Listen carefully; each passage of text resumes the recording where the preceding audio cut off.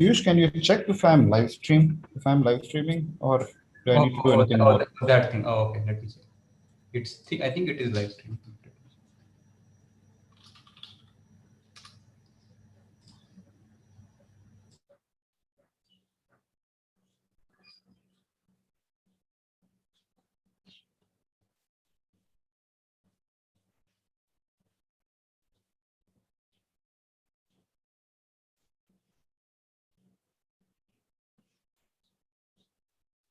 Okay, I get started. If this is not live streaming, we will. Okay. Okay. So we will resume our discussion on the multiplicative weight update method. We had proposed an algorithm. So by the way, so feel free and stop me whenever, because this is an interactive session. I think this is a very important thing. It's better to get the algorithm clear rather than do go into more details. So we had discussed this sort of multiplicative. Let's recall the algorithm. Yet to analyze it. So the multiplicative weight update method. So what was the setting we had? There were n experts, each of which the n experts were making some predictions. They can make such predictions at every single round. We have to act based on the predictions of one of the experts. So we had initially discussed a weighted majority in which we gave equal weights. We started off giving equal weights to all the experts, and then chose an expert according to the weighted majority. Weighted majority acted according to that expert. So, and then nature acts and gives the outcome of all the experts. And then if we had worked according to the expert who had predicted correctly, we get it correct. Otherwise, we get it wrong. We update the weights, update our confidence of all the weights. We either we decrease the weights based on if they got it wrong. Otherwise, the weights are unaltered, and we go on to next round. And this keeps happening round after round. This was a weighted majority scheme.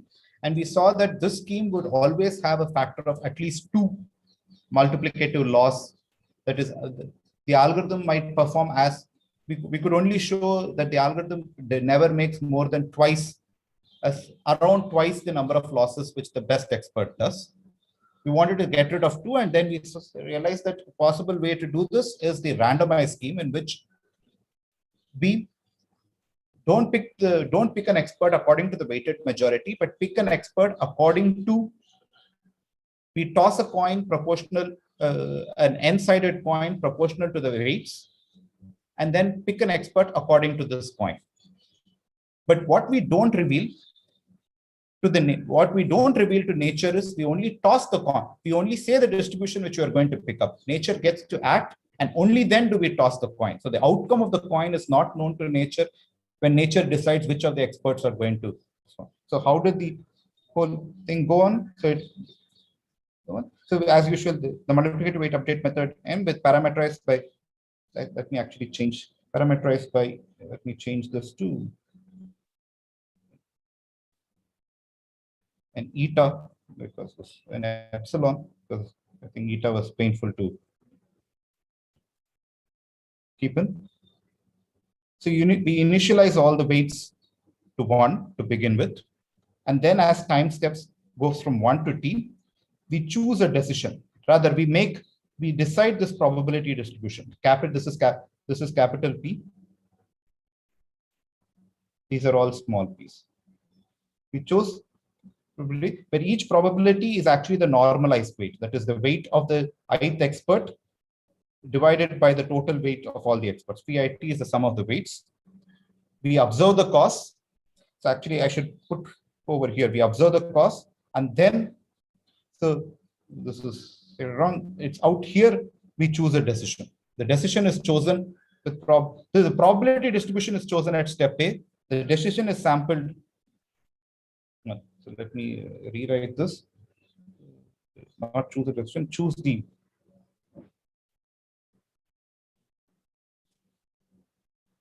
the probability distribution.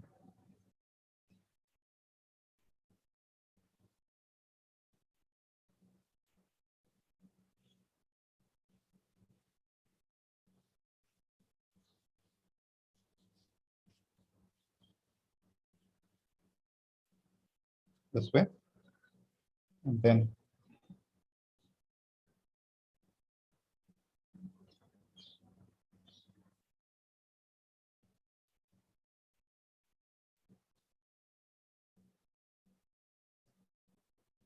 sample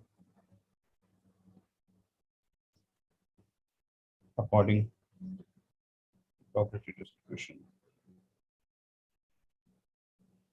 PT and T update the weights. Is this algorithm clear? This is what we had said last time, and we wanted to prove an analysis. So I just wanted to actually, to get our hands dirty, let's run a bit of an example of this. I had one question. An example for this. So I'm going to sort of share. So Prahlad, hello.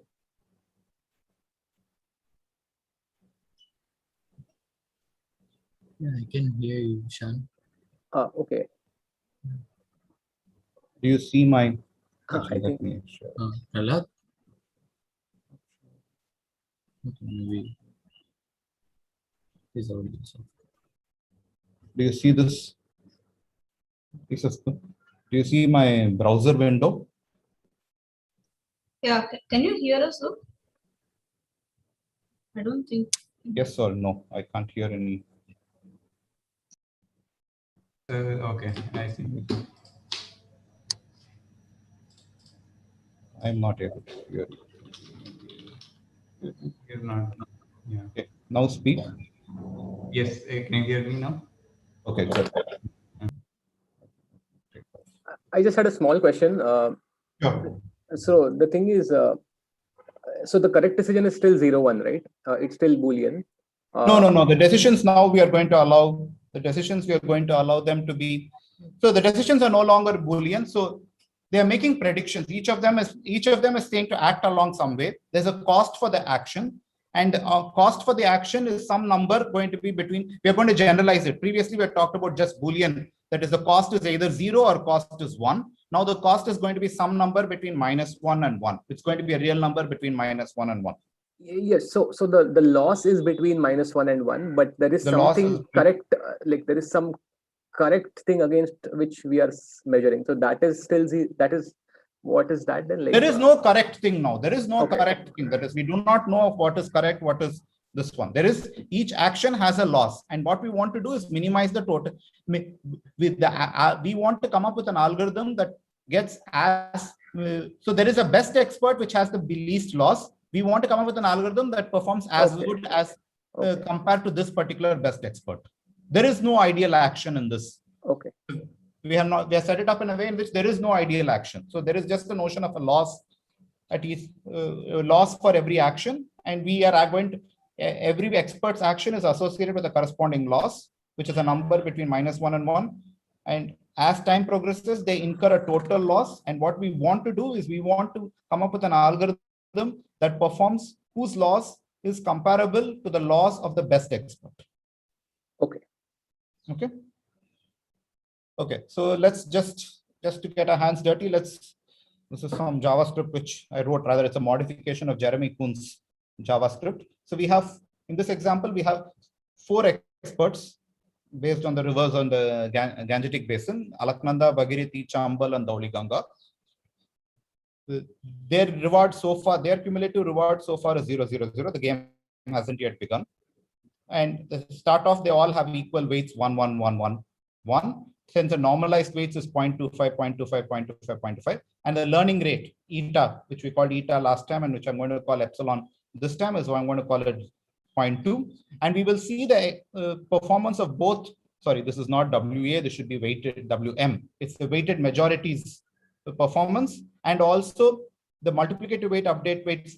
One is its expected performance, and the other is we will see which random coins the algorithm tosses, and the performance based on that particular toss of that particular sequence of coin tosses.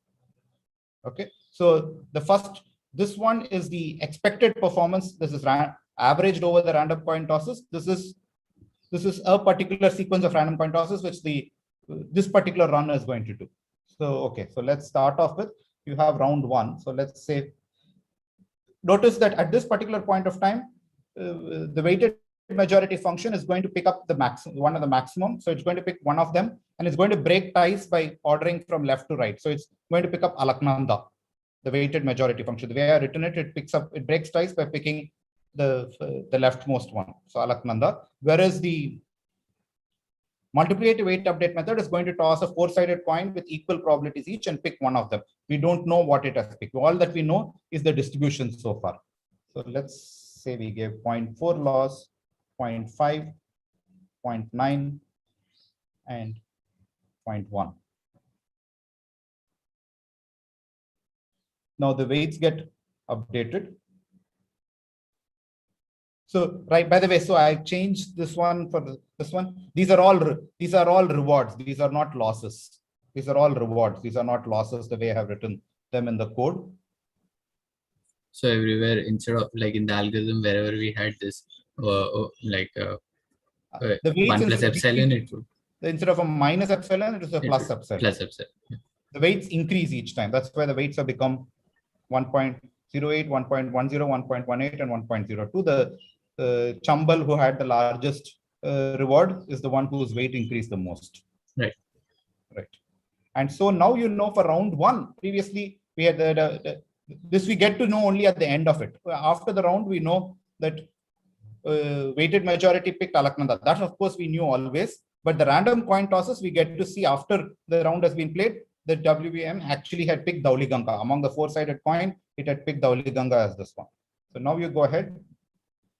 You guys want to tell me some numbers to play adversarially against. So you know that it's going to pick up Chambal. So you possibly want to do some. So let's.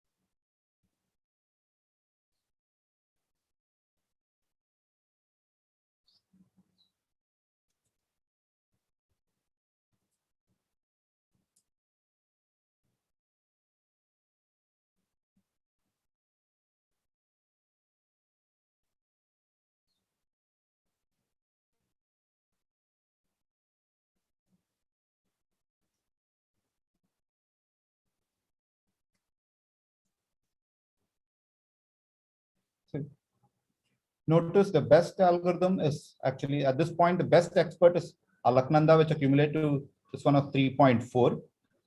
The weighted majority is getting 2.6, whereas the multiplicative weight update, the expected one, is getting 2.85. The expected multiplicative weight update method is getting 2.85. This 2.4 is the particular choice of random coins. It's a particular run which is getting 2.4. So I'll put this code up if you guys can. I'll put a link to it off the website and you should be able to.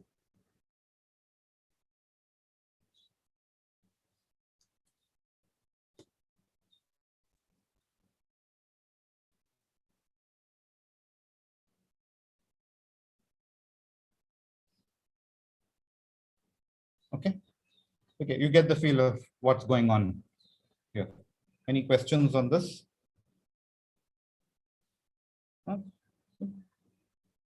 So let's even though you put Dauliganga 3 times, but the algorithm is still choosing Alaknanda instead of Dauliganga, even though the sum of the thing might be larger. No, you see that's the weighted majority is going to in round 7. It shows it because at that point of time Alaknanda was still larger than the Dauliganga. Okay. So if you get it correct, if you're going to have a higher loss, this one, it's not that your weight increases, but it's not as if once you get it correct, the weighted majority will pick it only if its weight is a maximum. So we should have checked. I should have possibly put the weights in the previous round. For example, now if you play a game, now it should pick at this point of time, it should pick certainly Alaknanda in this round. For round 8. Let's check. Let's do this 0.9, 0.5, 0.6, 0.3. It did pick Alaknanda in that round.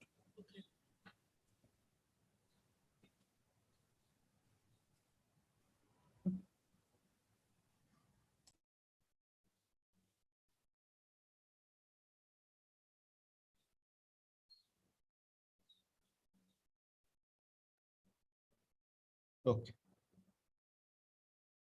Theorem we want to prove today. We want to analyze the performance of the today. Performance of, rather the expected performance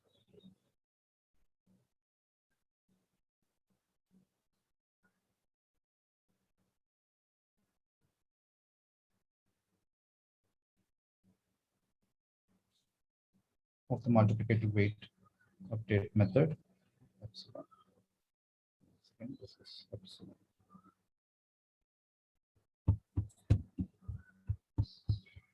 And the proof of this, and the now that we knew how to handle the weighted majority, the proof of this is going to go more or less similar to the proof of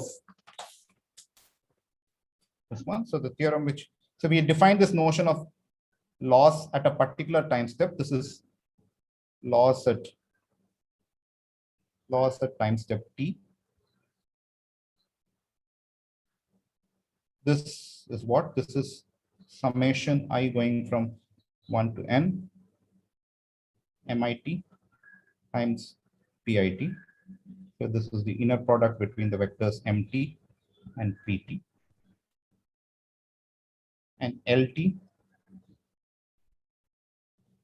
for this is also expected loss.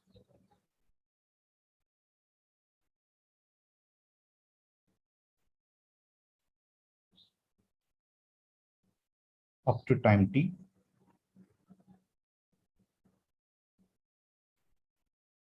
The summation I t going from 1 to t LT. That is summation t going from 1 to t.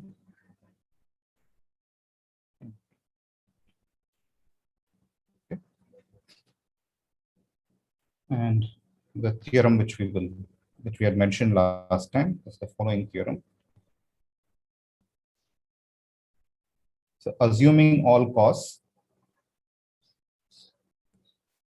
are in the range -1 to 1, and that the learning parameter is a number between 0 and half, then LT, that the expected total cost is at most, then for all experts I, if at most the cost incurred by that particular expert, which is this MIT plus eta times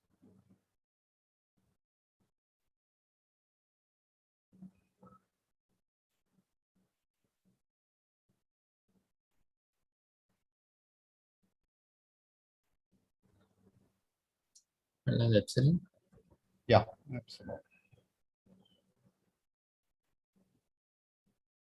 I'm going to sort of declare my etas and epsilon to be the same equivalent for this lecture. I do not know how much I'll go back and forth between them.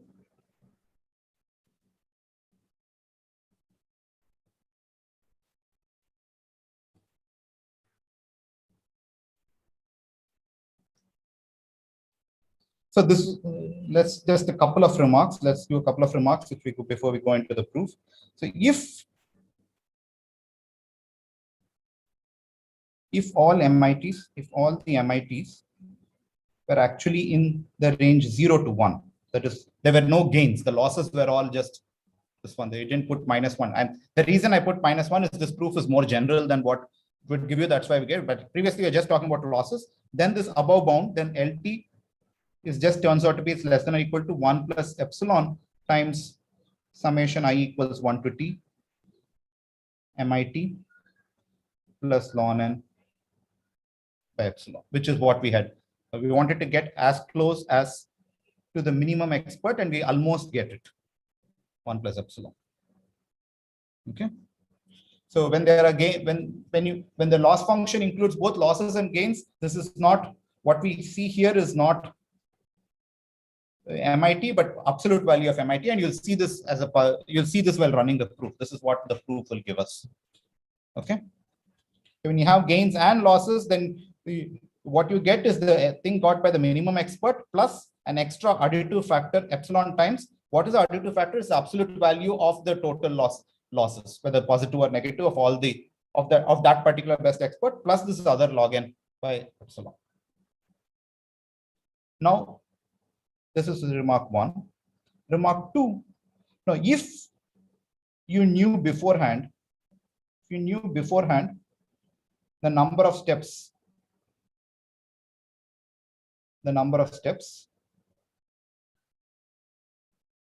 then you could optimize and find out what is the best epsilon that will, you could pick the learning parameters so that, because you notice that this is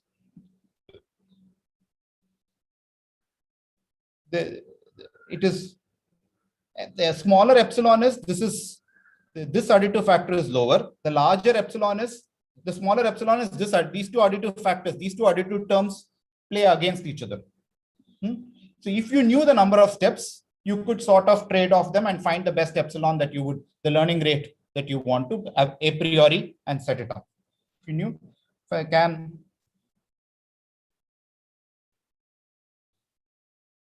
fix epsilon, the learning rate appropriately. And we'll come to this later, how you'll do this. Because this quantity, you do know how much you get.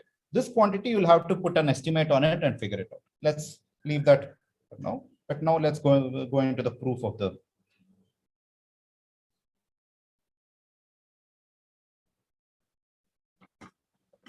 And the proof, as in weighted majority, will be using a potential function.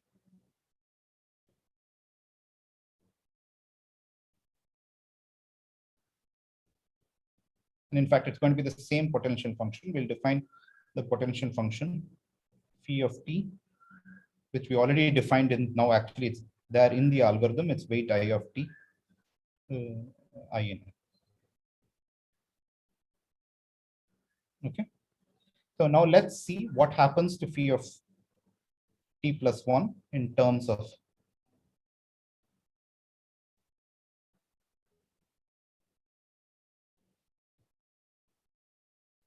this. What was it? This is exactly the way we had defined it. This is just weight I of t into 1 minus epsilon MIT. This was how we had updated.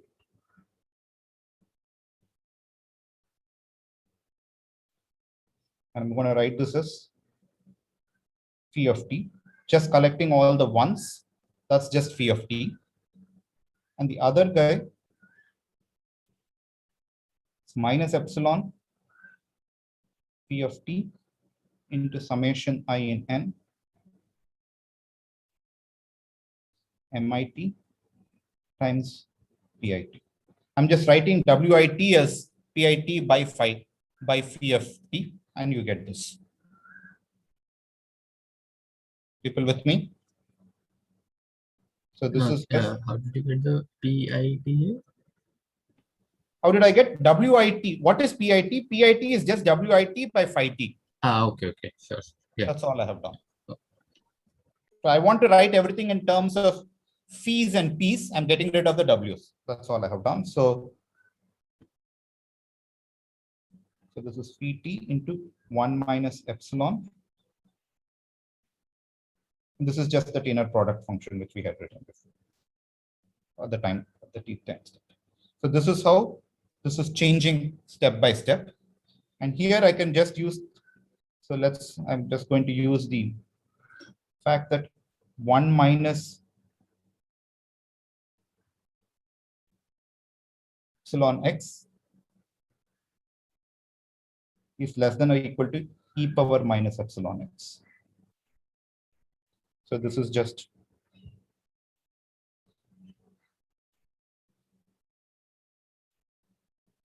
pt x puff minus epsilon mt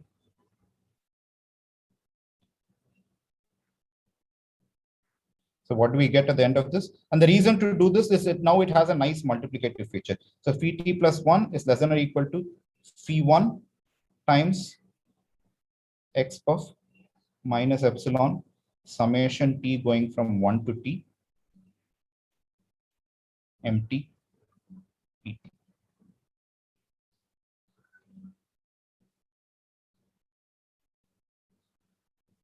Okay, which is phi 1 was just n, and this is x puff minus epsilon L of t, which is what we want to bound. So this is an upper bound for the potential function, but we also saw last time we can put a lower bound for the potential function. So for any expert I,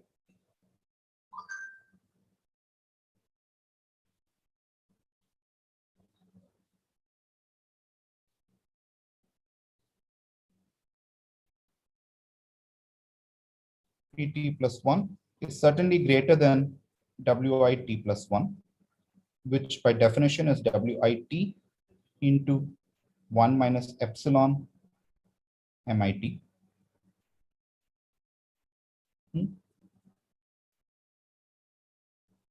Therefore, phi t plus 1 is exactly equal to W11, sorry, Wi1 into product t going from 1 to t, 1 minus epsilon MIT. Okay.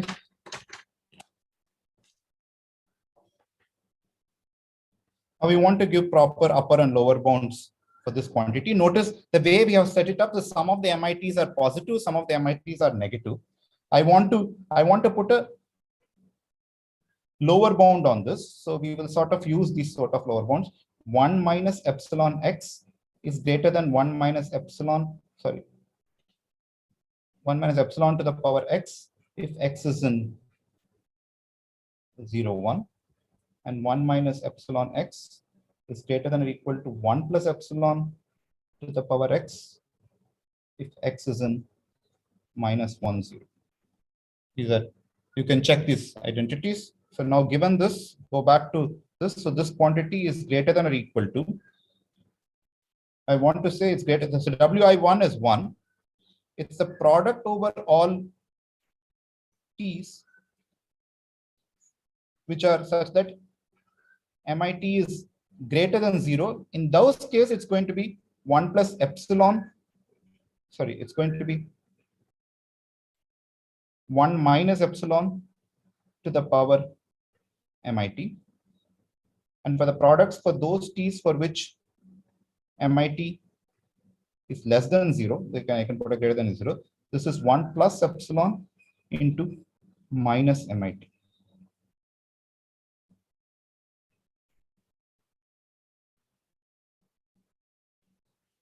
So it's plus MIT again.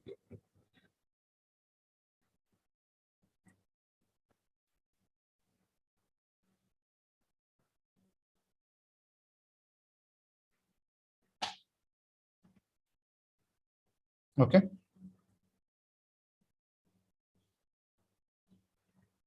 So we have upper and lower bounds for this. So phi of t plus 1, it's we upper bounded it by n times x minus epsilon L of t. And we lower bounded it by this quantity, product 1 minus epsilon. So this quantity, I will write it as 1 minus epsilon summation MIT. This is greater than or equal to 0. 1 plus epsilon summation MIT less than 6. Now you just do take logarithm. What are you going to get? You're going to get that ln n minus epsilon LT is greater than or equal to summation over t such that these are greater than or equal to 0 MIT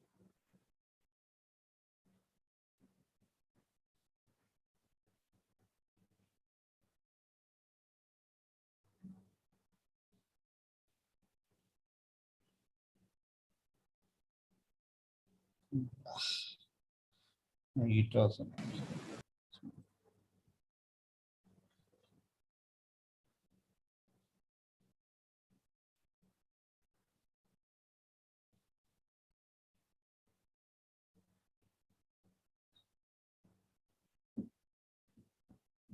People with me so far?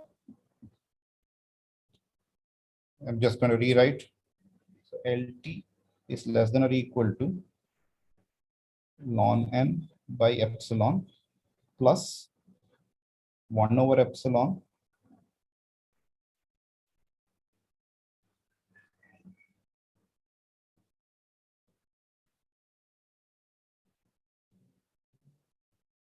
greater than or equal to 0 part plus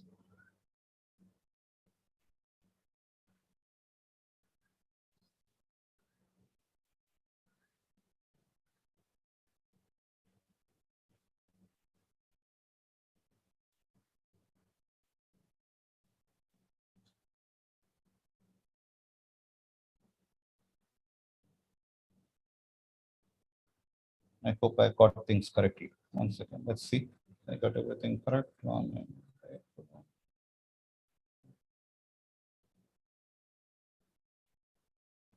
is possibly this becomes this one, and this is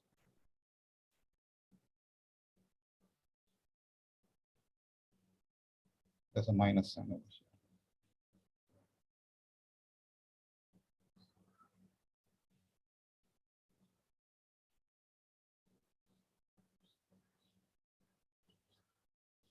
Okay. This minus sign is okay because these MITs are negative. Therefore, these minus sign actually, everything here is now a positive. This one, this ln 1 minus epsilon is a positive guide. This is a positive guide. This is positive, and this with the minus sign is a positive guide. So everything are positive terms. The reason for my writing it this way just looks like this. Now we'll make some approximations. What approximations I want to approximate ln epsilon. So we're going to use that for x in 0, 1, rather 0, half. This is where I'm going to use the fact that epsilon is in half, 0, half. Ln of 1 minus 1 over x is less than or equal to x plus x square, and ln of 1 plus x is greater than or equal to x plus x square. Once again, look at the logarithmic expansion, you can get this. So this will turn out to be, I get ln n by epsilon plus 1 over epsilon, epsilon plus epsilon square summation MIT greater than or equal to 0 plus epsilon plus epsilon square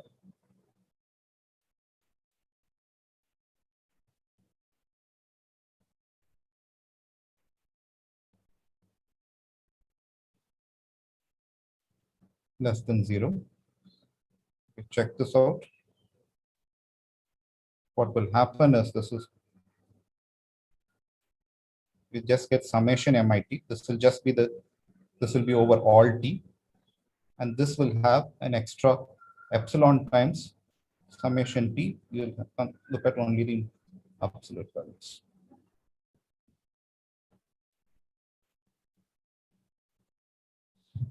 Yeah, go over this proof. The proof is just basically using approximations, but the main idea is for upper bounding and lower bounding the potential functions appropriately. Okay. Any questions on this? So this is the main theorem we sort of have at this point. That is, the total loss incurred by the algorithm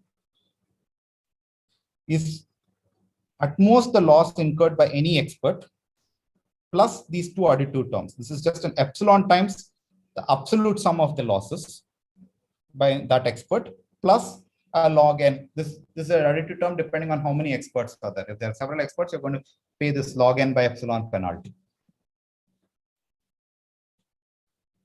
Any questions on this?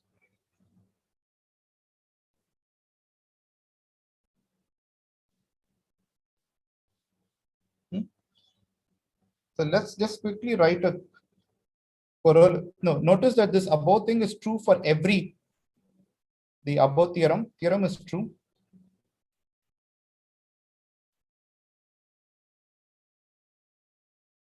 for every expert I, including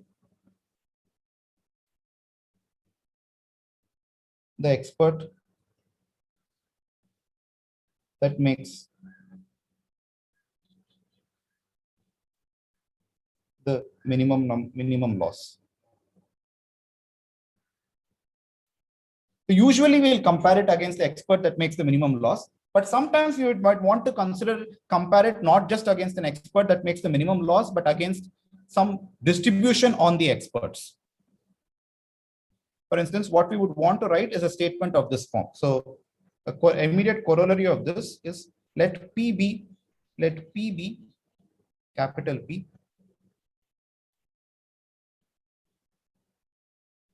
any distribution, any fixed distribution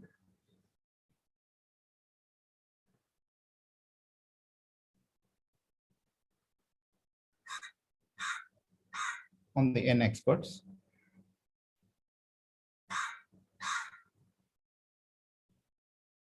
Then LT is less than or equal to summation I going from 1 to T MT into P plus epsilon times summation I going from 1 to T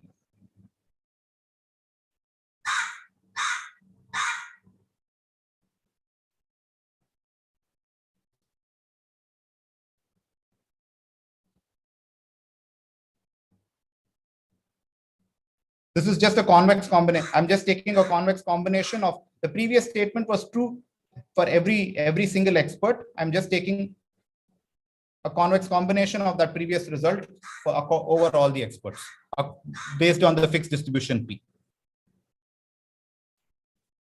Sometimes you might not want to compare yourself against the, you might wonder why you want to do it. You want to compare always ourselves against the minimum loss. Sometimes there's a target vector you want to compare against it, and this might be this one. And this is just the proof of it is just apply previous theorem, apply convex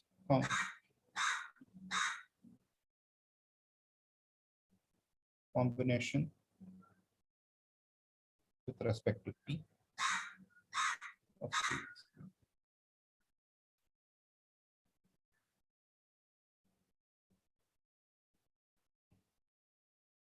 Okay.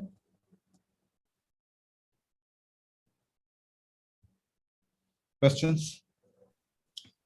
So, I mean, if we know that we want to compare ourselves against some fixed distribution and not every expert, then is there, like, can we do something better?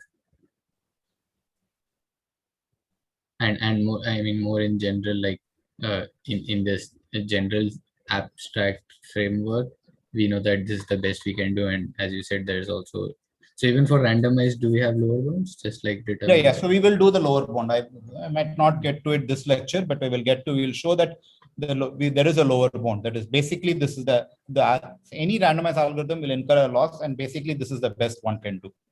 Okay, so I mean, what kind of further information do you need about the specific case that you're in so that you can hope to do better, or like hope to maybe remove this log and additive factor? Like in this general case, this is the best we can do.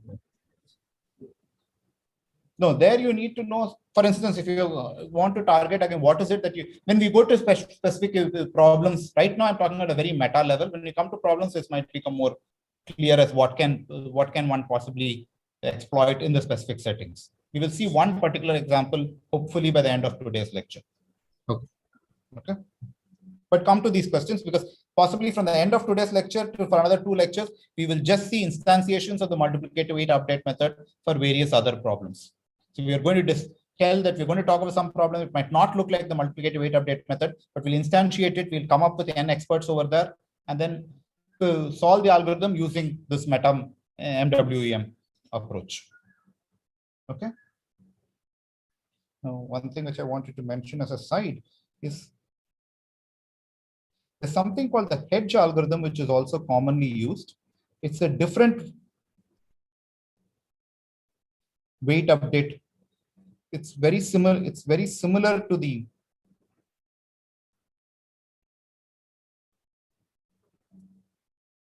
MW epsilon, but the weight update, the only change is the weight update rule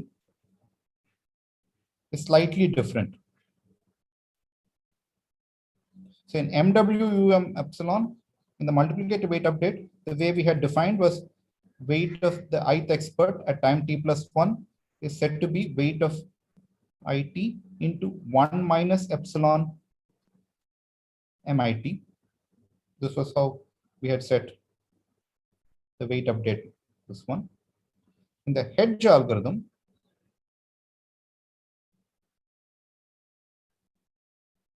it's going to be very similar, but it's going to be weight it+1 is going to be weight it into exponential of minus epsilon MIT.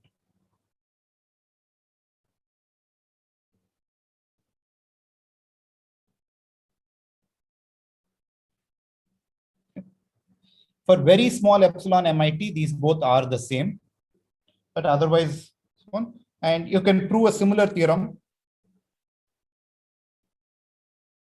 for the hedge algorithm. I will not prove it, but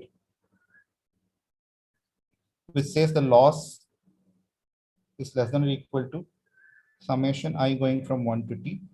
So hedge algorithm, and let P be any fixed distribution on experts.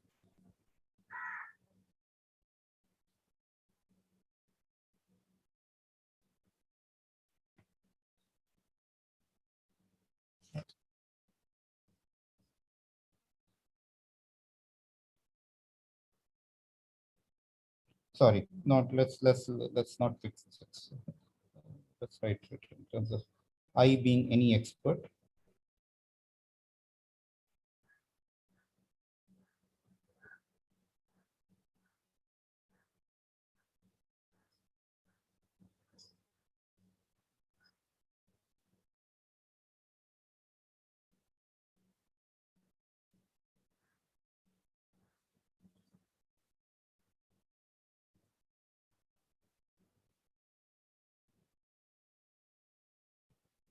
So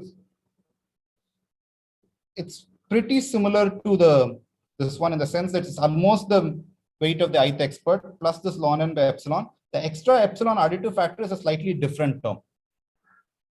Previously, we had the absolute value of MIT time. That was absolute value. Here you have this, and that just comes because the proof of this one is just going to use the fact that x puff minus epsilon x is less than or equal to 1 minus epsilon x plus epsilon square x square for the settings we have chosen.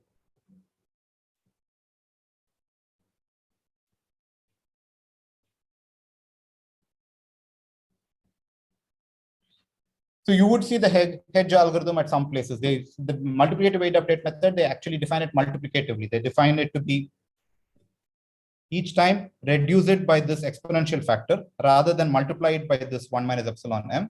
And it's a very similar analysis uses, except you will need different approximations as you go ahead. And the proof is identical to this. I'll skip the proof. Okay. Questions so far on the multiplicative weight update method or the main statement of the theorem that we had?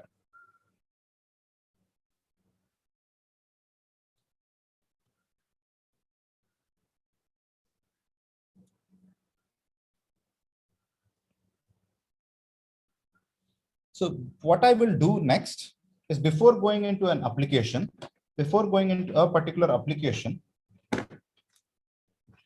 thought we'll actually redo the multiplicative weight update method actually in terms of why does it work well. To understand why does it work well, we'll actually redo it in terms of what's called the relative. You might have seen relative entropy creeping up several times. We will see relative entropy, we'll redo it that way. And actually, if you look at that proof, it will be more natural why MWEM actually works. It's actually what it tries to do. It's trying to reduce the It's going to try to reduce the relative entropy between, so each time you are picking a probability distribution. There is a nice probability distribution that you want to go towards. So for instance, over here in this corollary, suppose you're comparing yourself against P. You want to go towards P. And what you do, if we'll do it. What we'll realize is you look at how badly does the algorithm, the current run of the algorithm has fixed probability distribution PT.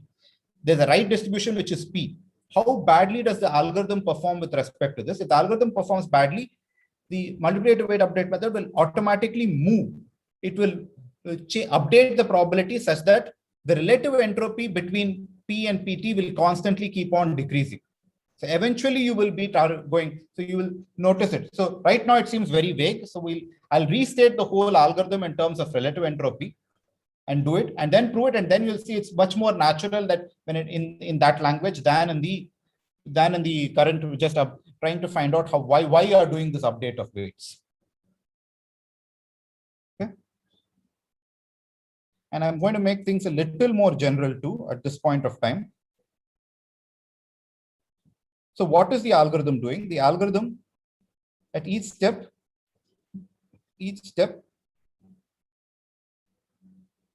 is producing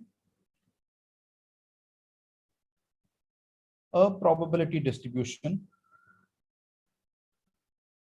PT on experts. And it modifies PT based on the experts' losses at times at the previous step.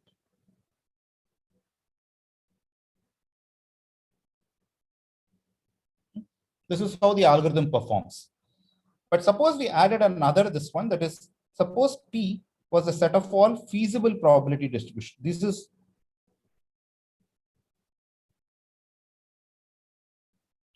on the N experts.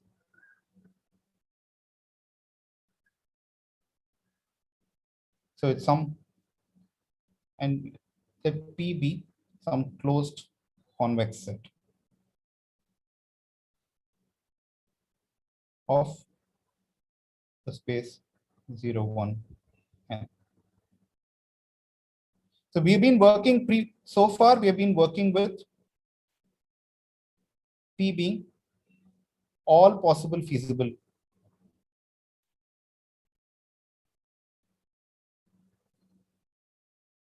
probability distributions.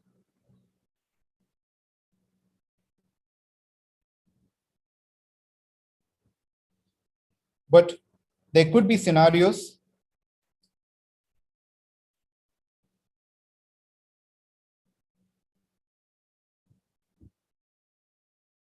where all probability distributions are not feasible.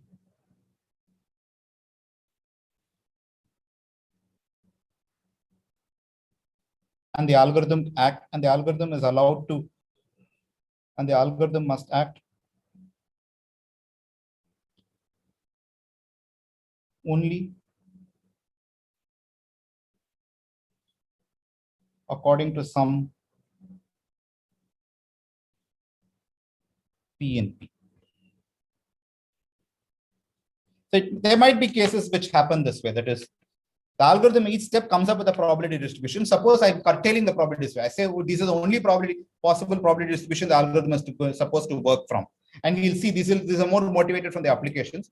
So in that case, what we will have to do is, even though the algorithm produces a probability distribution, it has to now change it so that the probability distribution falls back into the feasible region. Okay. Ishan, you had a question? No. So yeah, we'll project it back into that. So we'll project it back. So how are you going to project it back? We are going to use, does the same algorithm, so the question I'm going to ask is, does the same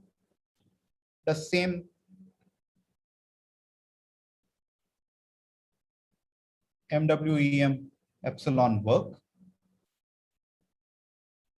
And the answer is no, because, or possibly not.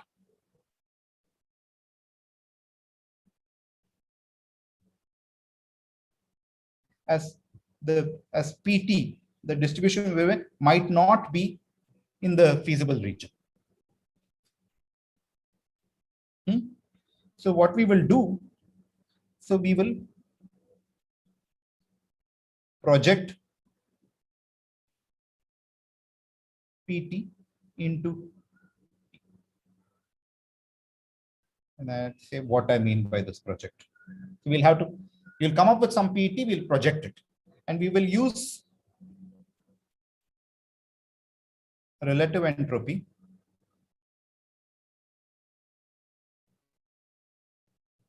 what's the Kullback Liebler divergence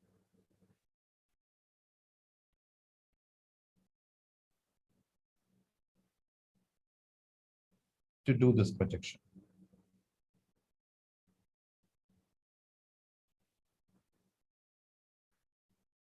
Okay. So what is so if P and Q are two distributions,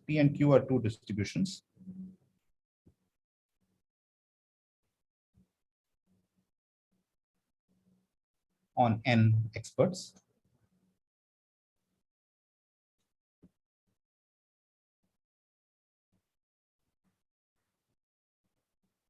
So P itself is P1, P2, Pn, and Q is Q1, Q2, Qn.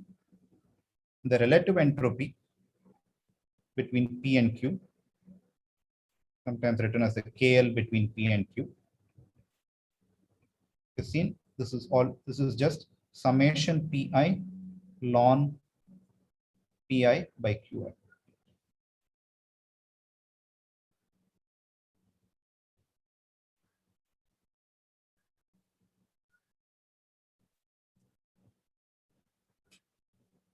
Okay.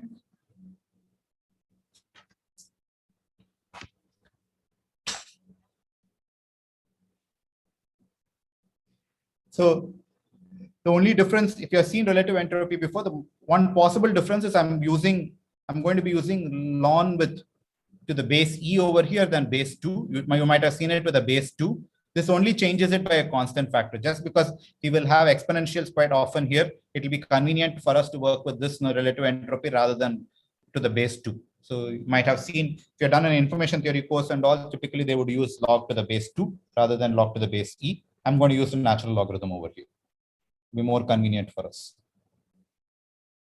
And what is the projection function I'm going to use? These are what are called the Bregman projections.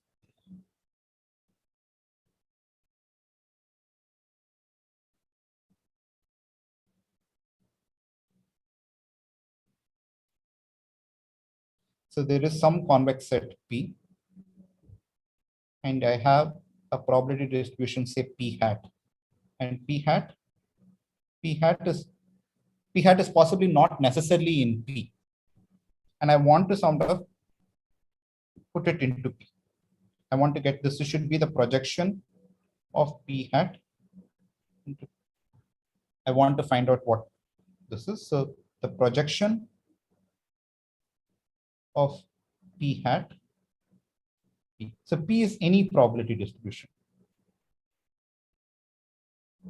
So I'm going to define this. So P is any closed convex set of probability distributions, and P hat is any probability distribution not necessarily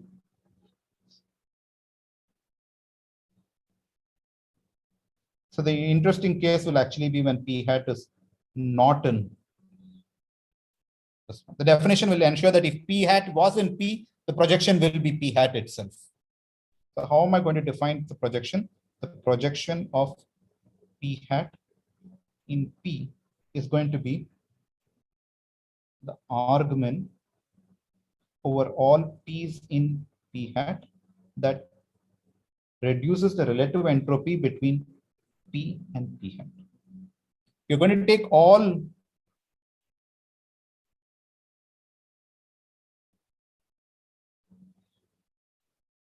so we're going to take all P's in this, every possible probability distribution in this set, find out the relative entropy between that probability distribution and P hat. Notice that this is not a symmetric quantity, and take the one that minimizes this.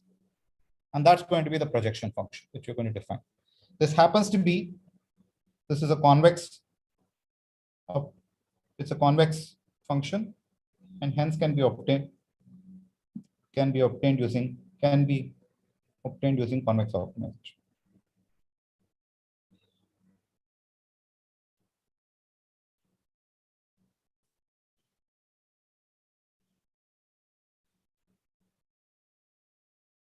Okay. And yeah. Just a question. So you said this relative entropy is not symmetric, right? It's not symmetric. So we are using P hat instead of P hat. Is there a reason or just a matter of choice? What? This we are saying argument when RE P relative entropy P hat. Yes. We could have said RE P hat relative entropy P also, right? We could have said it, but I don't think that's a convex function that I don't know how to optimize. That's one thing. And the other thing is I will be using one nice property of this projection. Well, I'll just state it right away, which I don't know how to get it for that. This one I know how to optimize. I see. These are very standard projection rules. There's a class of projection rules called Bregman projection. Bregman projection is not necessarily with relative entropy. It's a whole bunch of entropies. This ones you can work with various notions. I think you can also define a Bregman projection with Renyi entropy and stuff, and all of them work this way. And yeah. Thanks. And the property of this Bregman projection that we'll use. What happened?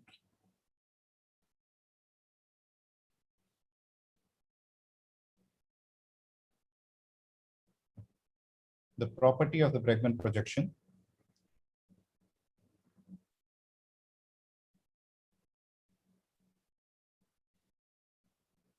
we use is, so suppose we have the set P tilde, we have a P hat, and its projection happens to be P. So P happens to be the projection of P hat. Define it to be this. And let Q be any other, and Q any probability distribution in P. So we'll have the following sort of generalized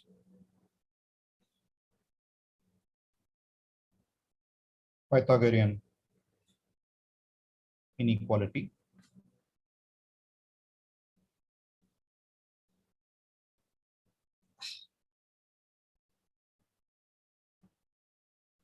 It says the relative entropy between Q and P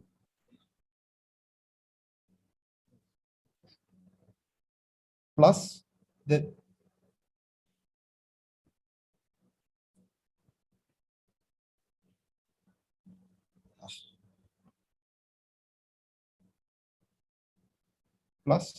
relative entropy between P and P hat is at most the relative entropy between Q and P hat.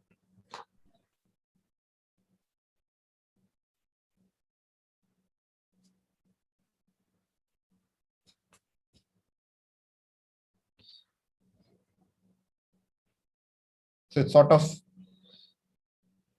in some sense, it's sort of stating the relative entropy between these two plus these two is always less than these two. What we'll actually be using is only the following fact. Hence,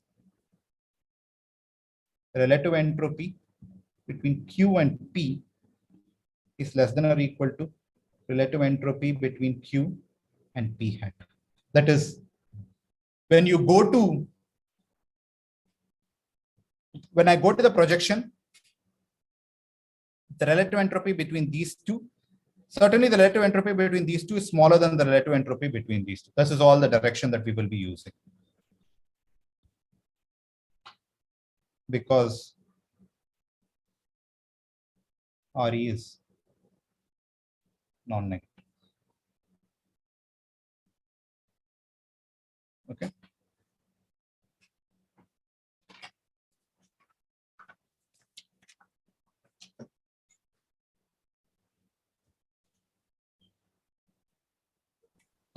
Pralad, so Yeah. I mean, we want to have so more relative entropy is better in some sense.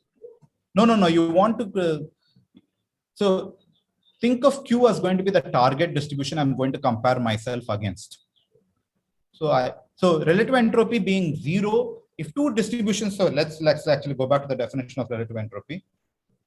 If two distributions are the same, then the relative entropy will be 0 because you'll get ln of 1. Yeah. So relative entropy being 0 will happen if and only if the two distributions are identical.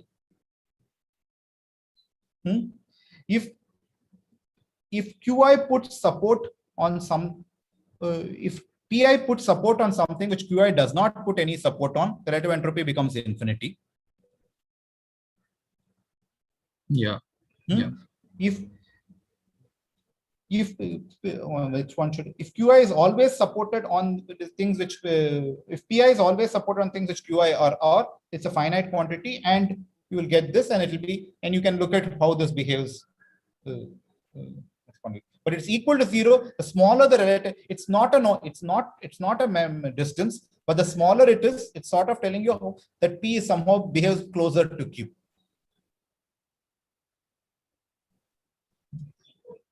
Okay.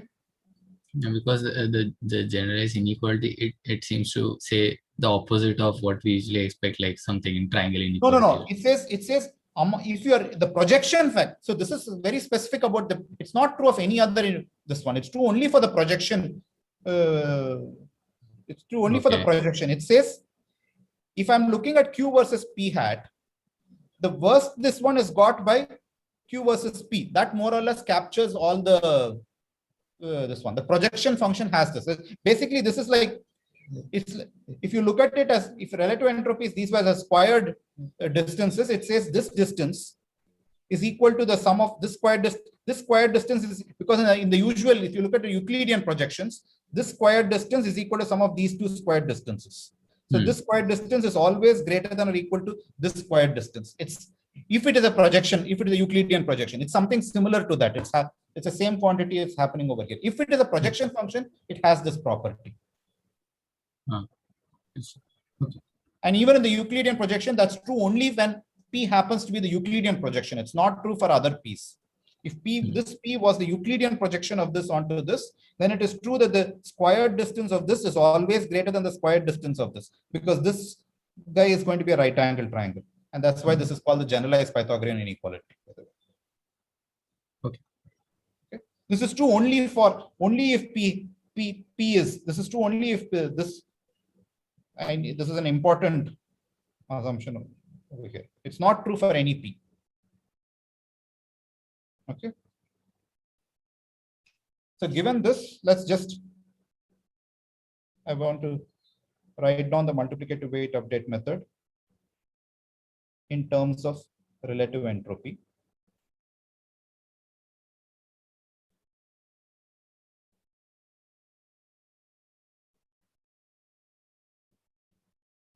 So as before, we initialize. So initialize P1 to be some arbitrary distribution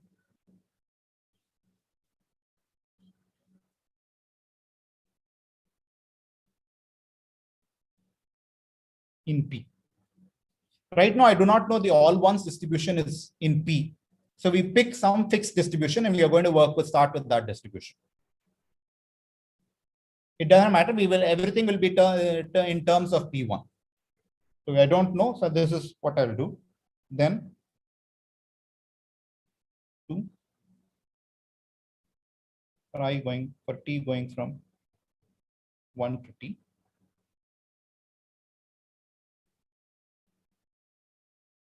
Construct distribution pt is p1 t pnt as follows.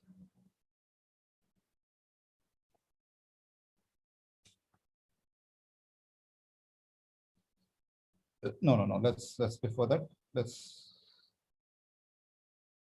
we have already this distribution. Let's observe the costs.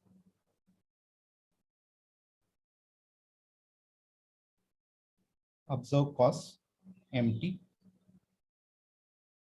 which is m1t, mnt.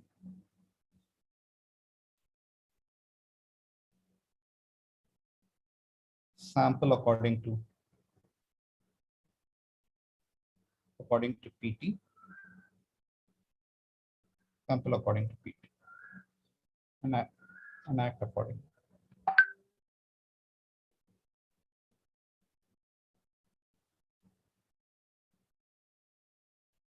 C. Update pt to pt plus 1 as follows. So this itself will have two steps. First, we'll go from pt to p hat t plus 1, because we will do the previous update. So what is p hat t plus 1? P hat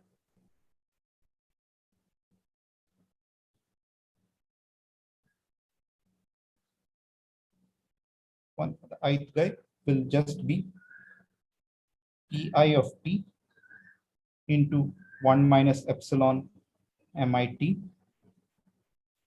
by phi t, where phi t is a normalization constant to make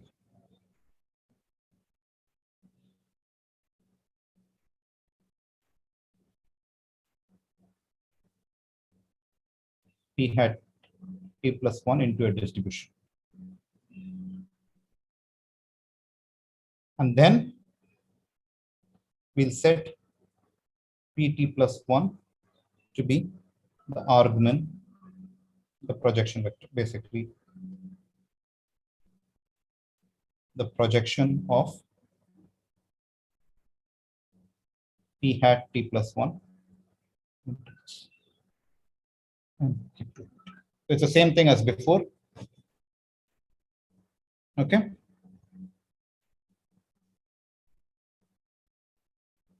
It's exactly the same algorithm. The only difference being this particular step. This step of the algorithm. So this is the new step.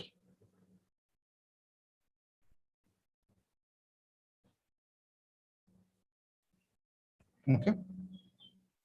And let's look at the performance analysis.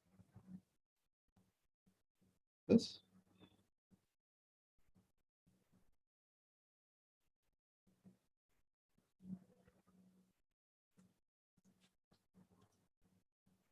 So let P be any distribution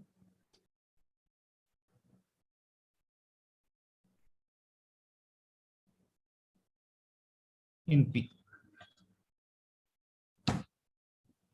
What we will try to understand first is what happens to what does each step do?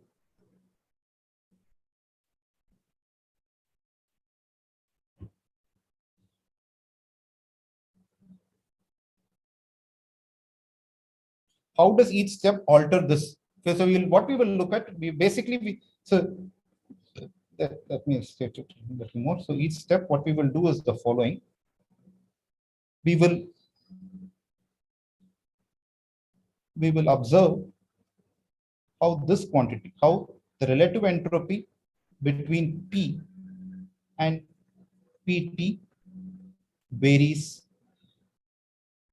as the algorithm progresses.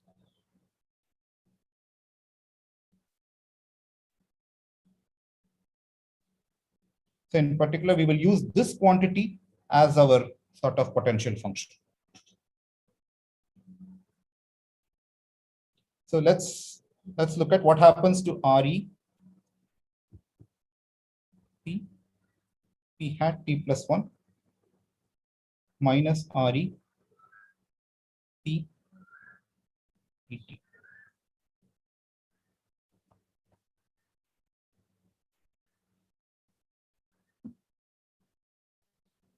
This is, it should be clear that this is exactly Pi ln P hat T plus 1 I by Pt I. If the difference between those two quantities, if you write it down, this is exactly what the relative entropy will look like.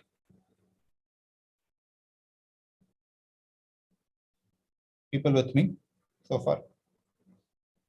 So relative entropy is P log P by Q.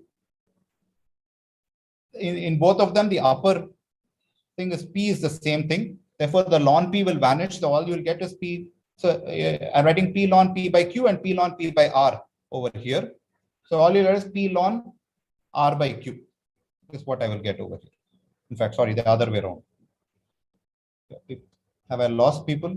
There was a typo over here, and I do not know if people are following me. Yeah, the pH term shouldn't have been there. Should be the Right? Yeah. yeah.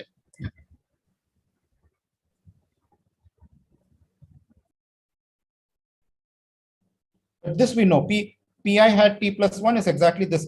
Pi hat T by T plus 1 is this quantity.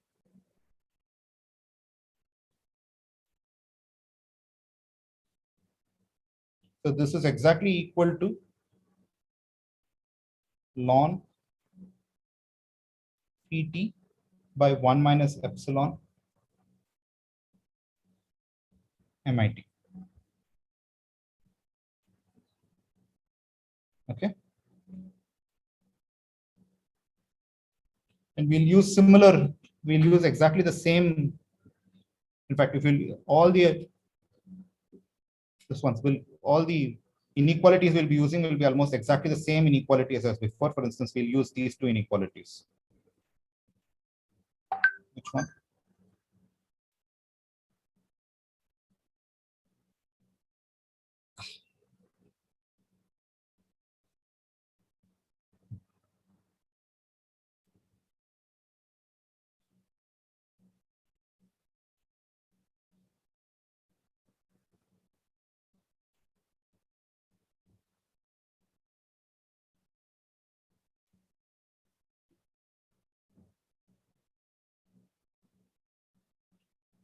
Say that this quantity is less than or equal to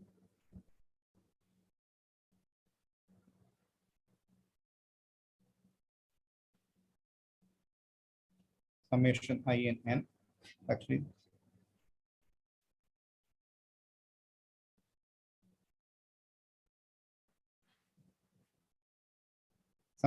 we will split this up into those i's for which MIT is greater than or equal to 0. Those will be just Pi times MIT into ln 1 minus epsilon plus summation I MIT less than 0 Pi into MIT ln 1 plus epsilon plus summation Pi ln phi.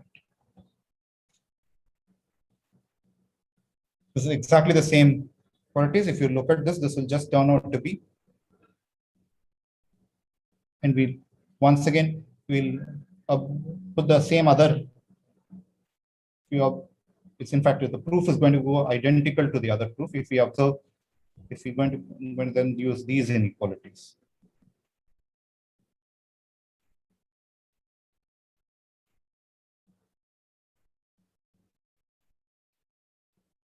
Okay, I'm doing all of this, but let's see why I'm doing all of this.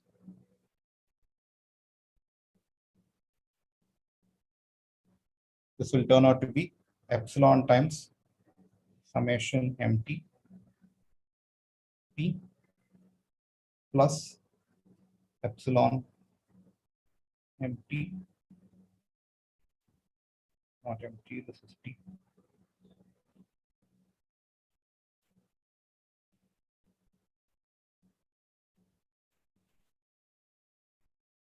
Plus ln phi t.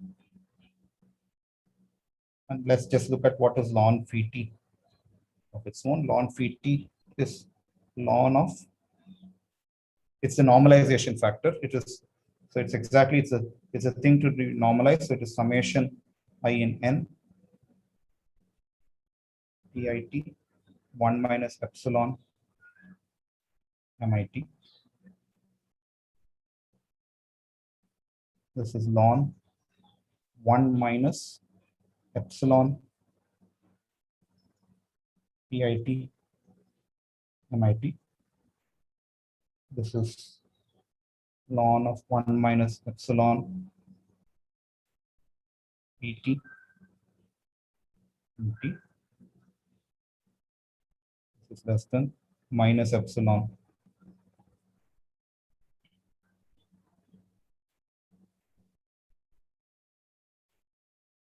If you put everything together, what you get is the following: relative entropy between P and P hat T plus 1 minus relative entropy between P and PT is less than or equal to epsilon times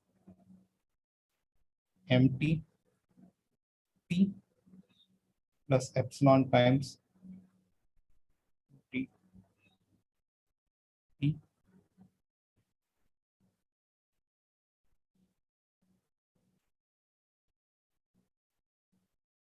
Okay, we did a whole bunch of calculations. We did this, but let's stare at this. I want to say this actually gives you some meaningful information. So what's happening over here? Let's stare at this. Let's spend some time on this. A bunch of calculations which were similar to before. So this is the cost that we want to compare ourselves against. MT P is the distribution we are comparing ourselves. This is the cost we are comparing ourselves against. This is the cost. This is the loss of the algorithm. This is the loss of the algorithm. The algorithm MT is the loss. It's making a step according to PT. Therefore, this is the loss of the algorithm. This is the loss I want to compare myself against. So if this quantity, ignore this quantity for now. This has an epsilon square. Ignore this particular thing. If this quantity is significantly more than this quantity, if MTPT is larger than MTP, so what I want to say is, let's look at this. MTP is the loss of the fixed distribution. P. MTPT is the loss of algorithm at step T. Okay. This, yeah. Did you say there's an epsilon square here? Where? Yeah, there's an epsilon into epsilon. There's an outer epsilon and there's an epsilon over here. Okay, so this quantity is getting multiplied by an epsilon square. Yeah. Okay. It's a parenthesis. Okay. Yeah. So let's ignore this quantity. So this is the loss of the thing I'm comparing myself against. This is the loss the algorithm is performing at this step. Now, if this one is much larger than this, it says the relative entropy in the next step is going to shrink by that much quantity. The larger this difference is, this is going to keep shrinking. So, and the relative entropy can't become negative. So each time what I'm performing is larger than what the targeted loss I'm going to, the relative entropy is P hat T plus 1 is moving closer to P than this one. So each time this quantity is significantly larger than this difference is reducing by this factor. and you're going closer and closer to P, which is what you want to do with the action of P. So each time if you behave very different, if the algorithms behaves very differently from P, then it's moving PT to a PT plus 1 such that the relative entropy with respect to P is shrinking each time. This is what the multiplicative weight update method is doing at every single step. That's why it's point. So every time if this loss was not too much, if this difference was not, if MTPT was not much larger than this, it's possibly doing something. I do not know what it's going to do, but when it is large, it's actually shrinking. It's making the relative entropies go, it's making PT plus 1 go closer to P.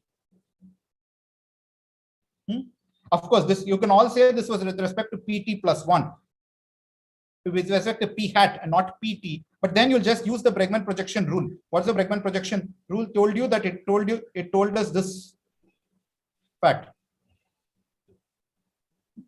REQP is less than or equal to REQP hat. Therefore, since PT is the projection of P hat, sorry, PT plus 1 is a projection, we'll further get that RE T plus 1 is less than or equal to RE P hat T plus 1. And hence the above inequality, hence star implies RE P PT plus 1 minus RE PPT is less than or equal to epsilon times MTP plus epsilon times MT, absolute value of MTP plus epsilon, what was this quantity? Sorry, minus epsilon MT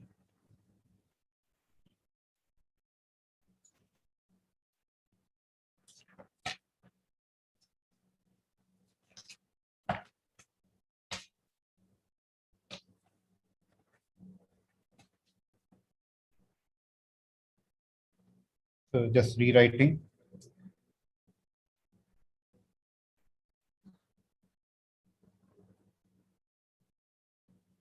MTPT, rewriting and dividing by epsilon. Sorry, this is less than or equal to MTP plus epsilon times absolute value of MTP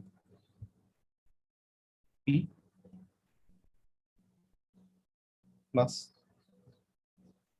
RE PPT minus RE PPT plus 1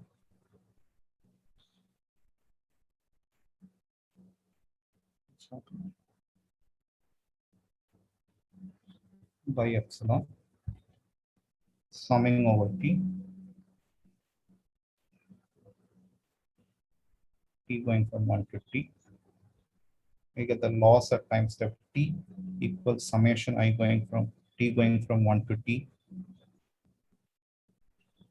MTPT is less than or equal to T going from 1 to T MTP plus epsilon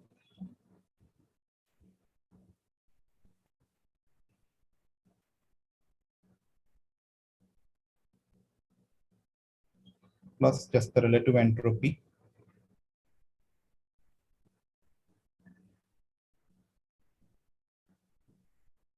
this is a telescopic sum.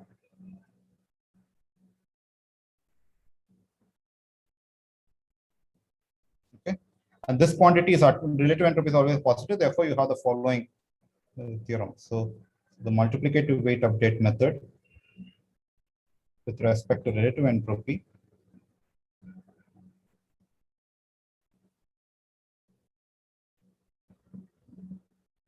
has the following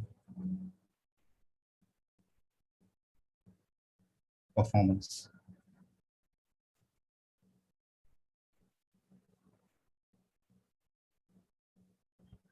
Let P1 be any starting distribution.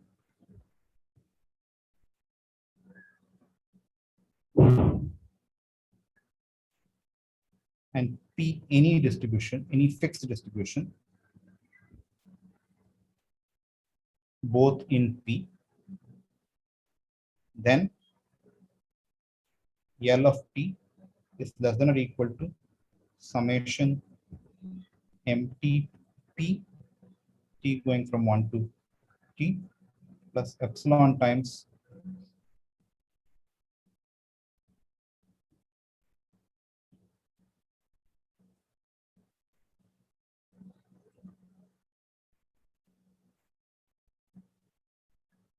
plus the relative entropy between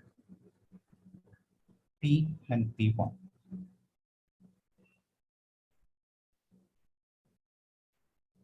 Actually, this is a stronger statement than what we had. Previously, we had log n over epsilon. Then we're going to have this. So if you start off with a good distribution, you actually will do better. That's all this is going to say. So it's almost, these terms are identical to what we had previously. Notice that this corollary, we had this corollary previously. Where was this corollary?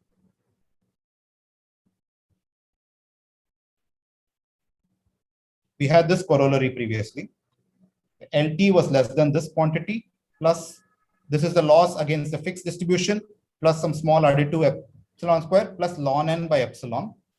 And that ln n by epsilon got replaced by the relative entropy of the target distribution with respect to the initial distribution by epsilon. This is always ln n. This is always ln n by epsilon. So this is a stronger statement than what we had before. And we will see this for some of our applications. Actually, this particular statement will be more useful. Having this additive loss will be better than the other additive loss. I might have lost a fair number of you people. For relative entropy, what I want to tell you is the proof might have gone a little bit fast. The proof is, but it's identical to the previous proof, except with the potential. We didn't work with the potential function phi t, but worked with the potential function relative entropy of P versus PT. That was the potential function we worked, and it's the identical same proof. In fact, you use the same inequalities to do the proof, and what we get is the stronger statement. So all I want you to take at the end of this is this stronger statement that we will have. We might use this for some of the applications that we'll see from next lecture onwards. So I'll stop with this. Any questions? I might have lost some of you, so do ask me questions if you want to just get back to find out what we are doing.